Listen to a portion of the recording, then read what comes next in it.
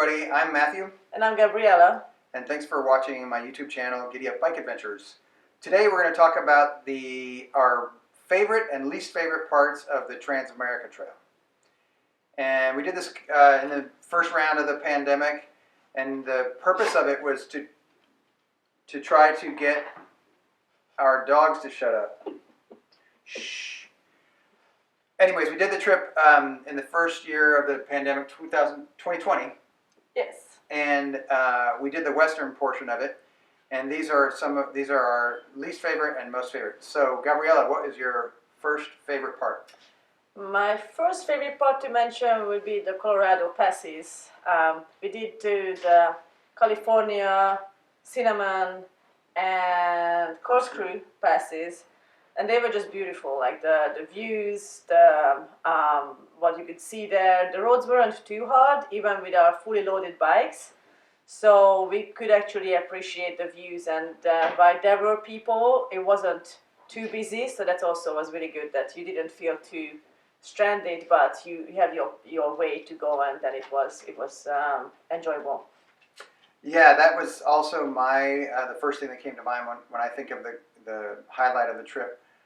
It's literally the high point of the journey, because you're at 13,000 feet at California Pass, and I was so scared of it beforehand. So the relief that I felt of finally conquering a goal that I've been thinking about for 8 years was I was really kind of filled with joy afterwards. It was really great. All right, what's your next favorite? My next favorite one, I would say the San Rafael Canyon. It was something that it wasn't on our radar at all. We didn't realize how beautiful that place is. And we went to that area with, oh my God, this is so beautiful. And it was just getting nicer and nicer. We were following a river for most of the time. And we also saw a couple of native handprints and pictographs on the walls. Yeah. And it was just really beautiful. Surprisingly, it was completely empty. I think for the whole day riding through there, we saw one car. Yeah, this is north of I-70, after Green River and all that, and Black Dragon Canyon. And yeah, it was like having a national park all to yourself. It was amazing. And just after that, we saw green and purple hills and antelope. It was awesome. Yeah, it was really pretty. All right, my next one would be in Idaho. There was a stretch where we went along a river, which I believe is the North Fork of the Boise River, and Middle Fork of the Boise River, and it goes into a reservoir. But before that, we had 30 miles of just curvy gravel roads, and then intermittently there would be white sandy beaches to camp on, and then a lot of them have hot springs. So one of them even had, we camped at one that we thought that was the best, and then the next morning there was one that had like a waterfall, and the waterfall was hot springs, and totally empty. Like there was a 30-mile stretch of the most perfect campsites I've ever seen, and they were all empty. It was crazy. Yeah, really beautiful. Yes. All right, What's your next? My next one, I would say the City of Rocks in Idaho. Now that wasn't part of the TED, but because the TED was going so close to that, we decided to incorporate that one into our route, and it was amazing. You felt like you go back to the Flintstones or something. Flintstones, yeah, it was really fun. It was beautiful, yes. Yeah, when we did the trip, Sam Carrero's version of the Trans-America Trail does a big eastbound sort of zigzag there, and we were on a time crunch, so we just went straight north, and there's one gas station in that whole corner of the state, so you got to play that smart. And then we just decided, and you'll always end up making the Trans-America Trail. There's some parts of it, because of weather or whatever issue you run into, there's some parts of it you're going to have to customize to make it your own. And that was one where we chose scenery over probably a 200-mile detour, and we loved it. So one of my other favorites was, this is an interesting one because it's on sort of the Trans-America Trail Classic. So when I went through in 2013, was too scared. It was just so remote, and it was kind of freaking me out. And we were having some issues with the GPS and all that. But there was this picture of a mountain that's white and sparkly even, and it seemed like the city of Oz or something. It was just this beautiful. I see it in pictures. People be riding to this. All the mountains are black, and then this one mountain is crystal clear white.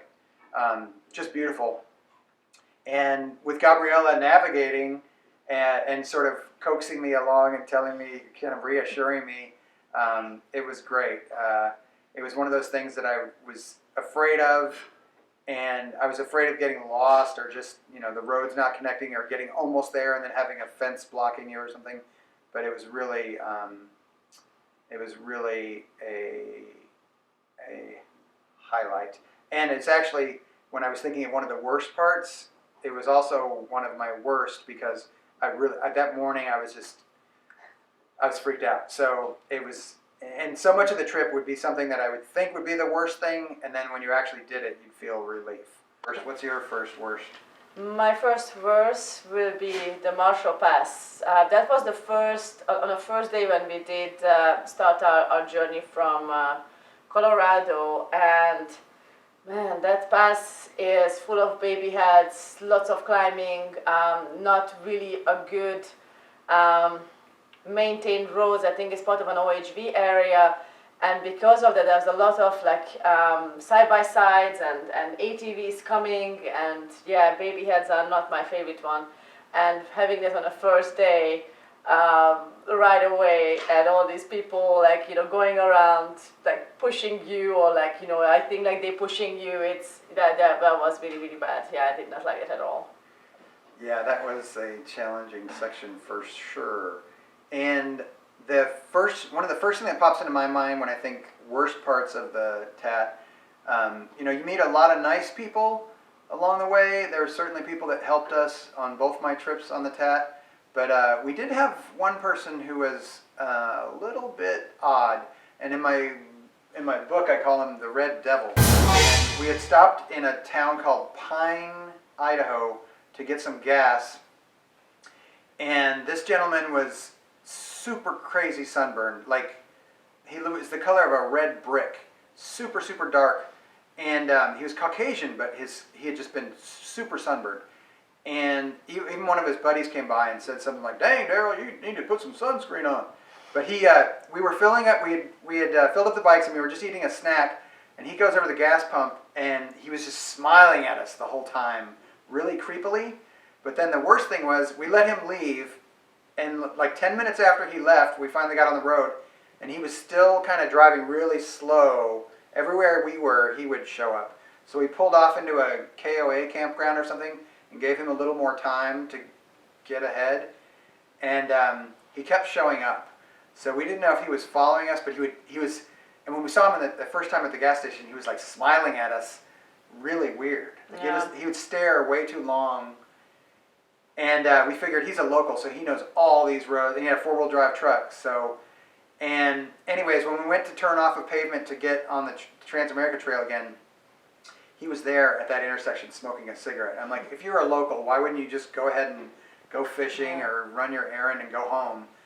And that really scared us. We had to, when we got to the dirt, we gunned it to make sure we get the heck away from him. So he was just a little creepy and hung around too long. Yeah, that was something bad happening there. When you had that gut feeling that something is not right, that was definitely there. My next worst of the TAT, it might just be because of the time of the year where we were doing it. It was middle of August, so it was super hot, and the section from Ephraim, Idaho to Yuba Lake. Utah, Ephraim, Utah to Yuba Lake. That was just so dusty, and then from Ephraim, when you get out, the trail takes you through the suburbs or the farmlands of Ephraim, and then at some point when it's just so hot, you just wonder where are we going? It was so dusty, didn't look anything pretty, and it was just really, really hot. So getting to the Yuba Lake later, that was good. We could just cool off. My last worst one was so out of the whole trip, there was some terrain that was tough. But I actually have another interpersonal moment that was bad, and it was in Wendover, Utah. It was actually I think our most miles we had done in a day. It was after Crystal Peak, which was emotionally exhausting and physically exhausting. And then we finally get up to the Bonneville Salt Flats, and the town that's right there on the border is like a little miniature Las Vegas. And I had to help a stray dog find its owners who were off gambling while the dog got loose out of their hotel room. And we stayed in this, I wish I could remember the name of it so I could badmouth them. Oh, yeah. A hotel chain, a big hotel chain. Quality Inn. Quality Inn? Yeah. Anyways, there wasn't much quality in this one. And when we went to go there, they had a black personal refrigerator which looked like somebody dipped their hands into potato salad and then smeared it on the cover. The sheets had long hair in them. The bathroom sink wasn't even, it was like somebody had just shaved and it was still dirty with shaving cream and stuff. So I went to the front to try to get somebody to help, but the line was really long. So then I talked to the cleaning lady, and she couldn't understand what I was saying. So I ended up grabbing my own Windex. I grabbed it off her cart, which then got us kicked out of the hotel at like 5 o'clock. And it was like a busy weekend. There was some convention in town. So I'm thinking, oh my God, we're camping in a parking lot of Walmart, and it's 100 degrees outside. But yeah, the guy kicked us out of the hotel because I had to because it wasn't clean. They didn't clean our room. But I figured he would have a sway with the local cops, and I would not. So yeah, that was one of our low moments. And when we checked into a Super 8 down the street, Gabriella said, "Let me talk to the front desk." She didn't want me having anything to do with that. So that was my other low point. Yeah. My last low point, it might not be fair to the city because I'm sure it's a nice city, but just being on a road for almost 2 weeks, and then we went through these like beautiful areas in Idaho, really remote, amazing landscapes.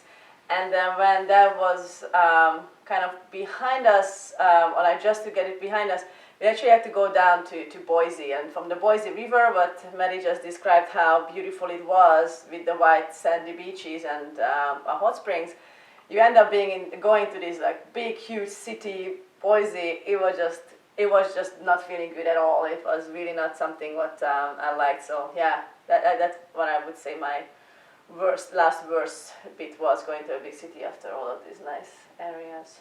Yeah, and in summary, anybody who does the Trans-America Trail is going to run into different obstacles, different people, and you always will end up making the trail your own. My first time on the Trans-America Trail had a whole lot more worse stuff.